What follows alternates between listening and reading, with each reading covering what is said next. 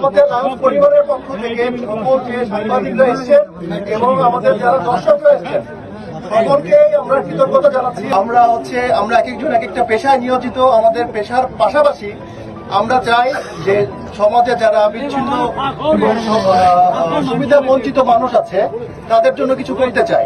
আমরা সবাই কিন্তু সবাই ব্যস্ত, সেই ফাঁকে একটু সময় বের করে সুবিধা বঞ্চিত মানুষদের জন্য কিছু করতে চাই। সেই লক্ষ্যেই আমরা চোখের উপর কাজ করি, চাইল্ডহুড ক্যান্সার নিয়ে কাজ করি, পরিবেশ নিয়ে কাজ করি, এরকম অনেক ডিপার্টমেন্ট আছে। তো আমরা নৌকা বাইসটাকে কেন রেখেছি? সবসময় তো শুধু কাজ করলে হবে না, একটা রিক্রিয়েশনও দরকার আছে। এটা একটা ঐতিহ্য আমাদের, তাই না? ঐতিহ্যটাকে ধরে রাখার জন্য এবং একটা কি বলে এটাকে আন্দোলিত করা, আমাদের যে আনন্দটাকে, আমাদের যে প্যাশনটা, সেটাকে আন্দোলিত করা, একত্রিত করা, এটা কিন্তু নৌকা বাইচ এরকম একটা যে আমাদের কালচার, এটার মাধ্যমে আমরা তুলে ধরতে চেয়েছি। তো লায়ন্স আমরা শুধু যে সমাজের কল্যাণে কাজ করছি তা না, আমরা রিক্রিয়েশনেও চেষ্টা করছি মানুষকে রিক্রিয়েশন দেওয়ার জন্য। আমাদের রিক্রিয়েশন দেওয়ার মতো কিছু নেই তো, তাই না? সারাদিন আমরা কাজ করি, বাসায় যাই, ঘুমাই, ট্রায়াল করে রাজনীতি নিয়ে কথা বলি, দ্যাটস ইট, আর কিছু আছে?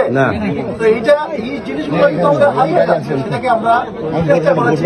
তো আমরা আবারও আপনাদের যারা অনেকক্ষণ আগে এসেছেন, আপনাদের প্রতি অনেক কৃতজ্ঞতা।